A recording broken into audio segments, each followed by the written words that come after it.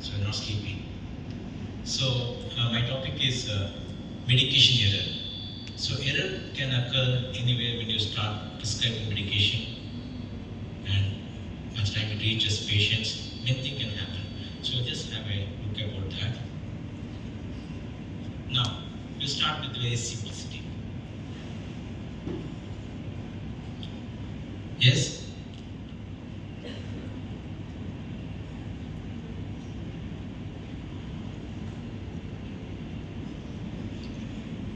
What's the result?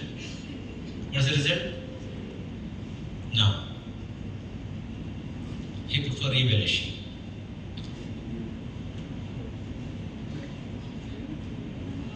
What was wrong?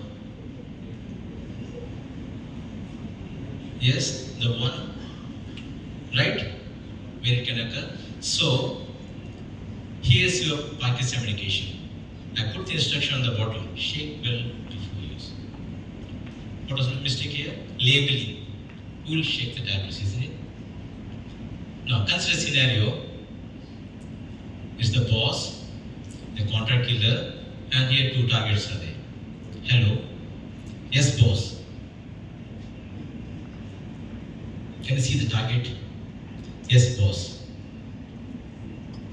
The bald person in white shirt and black coat, French beard. Yes, boss. Fire. He is my dad. You have to shoot the person sitting next to him. Oh God.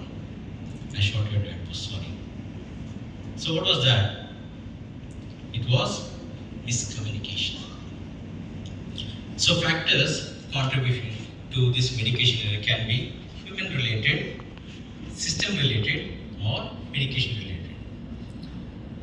In human related, we see errors that occur due to mistakes made by healthcare professionals or maybe by patients or caregivers.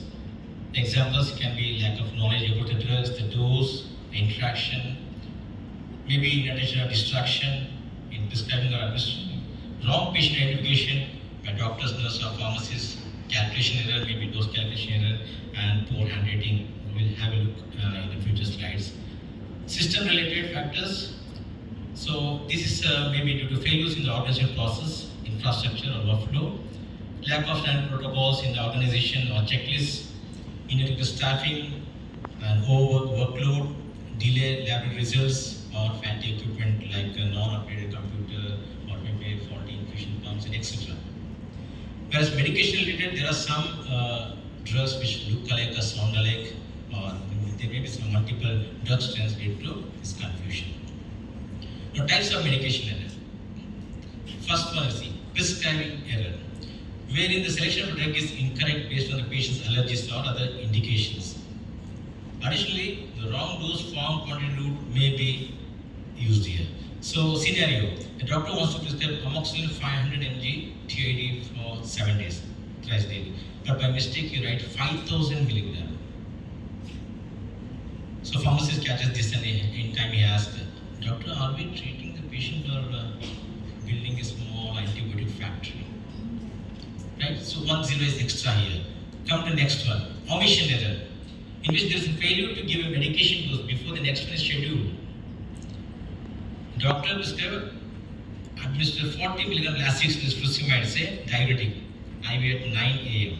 The nurse gets distracted with coffee and causes by 11 a.m. She wants to prescribe. The patient says, "I think I'm still withholding water. Should I start my own diuretic plan?"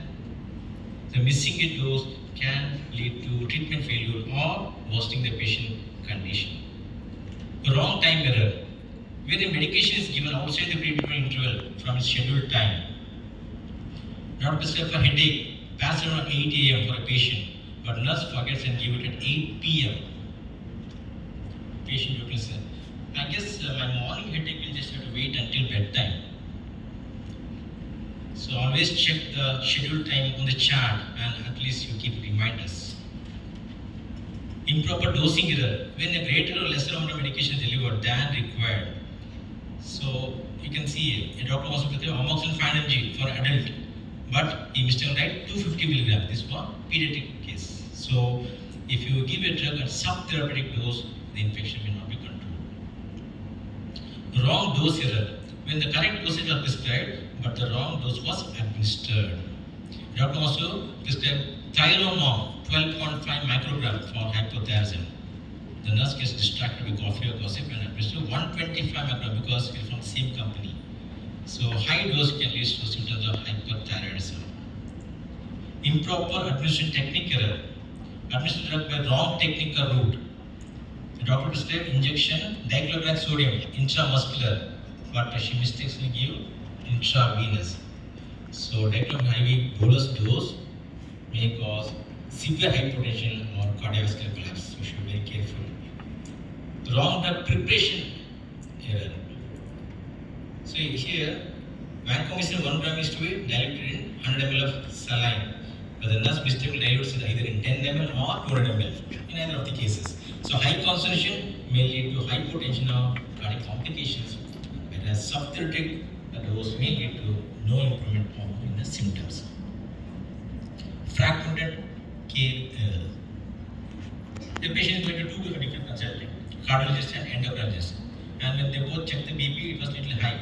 So cardiologist prescribed amlodipine 5 milligram OD, whereas endocrinologist, he don't know the patient has been to cardiologist. He prescribed amlodipine 10 mg OD. So nurse will get confused. Now she want to call the doctor. Which doctor? Both are very strict. If you call, then they may mistake. Are you checking my intelligence or my knowledge? So this is a confusion can occur. So on summary you can see prescribing error, omission error, wrong time errors, improper dosing errors, wrong dose errors, improper administration technique errors, wrong drug preparation errors, and fragmented care errors. Still lots are there. So that's why you should always be careful about these 5 rights. Is this the right drug? Is this the right dose, right route, right time, and for the right patient? Prescription. Patient asks, right now I take a blue pill, purple pill, orange, white, yellow. I need to prescribe a green so that it can complete my collection. Oh my God. This is called as polypharmacy. The patient is taking multiple medications. Lookalike drugs. See the difference? What's the difference here? So 12.5, 125. So when you write a prescription like this, now when you see the dose there, 12, as point is written, it's very small, so you can't see from distance. It is 12.5. So if you write like this, the pharmacist may give 125. Now better to write like this or give in a typed manner, 12.5 microgram. And you can tell the patient to come and just show before you start your medications. Just double confirmation is better. Lookalike drugs. See, hydralazine, hydroxyzine. This is a vasodilator due for hypertension, whereas this one is an antihistamine, strong anxiolytic and sedative, given for generalized anxiety disorder. Have you heard, seen this? Now this I just keep a question mark. You will go and find out to which group it belongs and what's the action. Phenylephrine and neostrictin. From distance it looks alike, isn't it? Sound alike.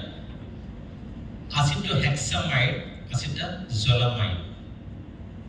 So somebody is just dictating us and telling the drug by phone to either nurse or other healthcare professionals. So acetohexamide is a first generation sulfonylurea is for diabetes, whereas acetazolamide is a carbonic acid produced for glaucoma. So there will be some confusion. Come on, let's analyze these prescriptions. Can you read this? In future you are going to prescribe, isn't it? What is this first one?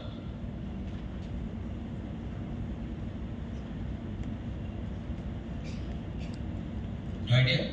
No. I also have no idea, don't worry. This one?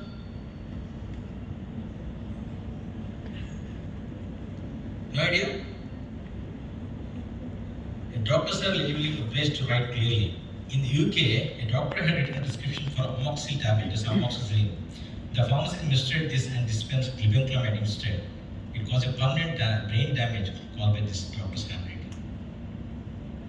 So this becomes a medical legal case. Can we read this? This presentation is today morning, I think, so 4/12/2025. Today's date. What is this? Tablet. What is first letter? Second? Third? Fourth? Next? Next? Next? Okay. So this is a trade name, and if you see Stelpan, see, Stelpan contain telmisartan for hypertension, Stelpan 40 mg pantoprazole for gastric reflux. Can you see the difference? Right? Or the error can occur. So, what is the strategy to prevent this medication error? Before prescribing, just decide if prescription is indicated or not. Discuss choice with the patient, check the reference and resources. And while prescribing, you just know the file rights what I already told you, and recheck again and again, because if you see the right corner of the slide, you can see there should be good interdisciplinary communication, because we have to safeguard the health of the patient. You can see here. So good interdisciplinary communication can prevent medication error.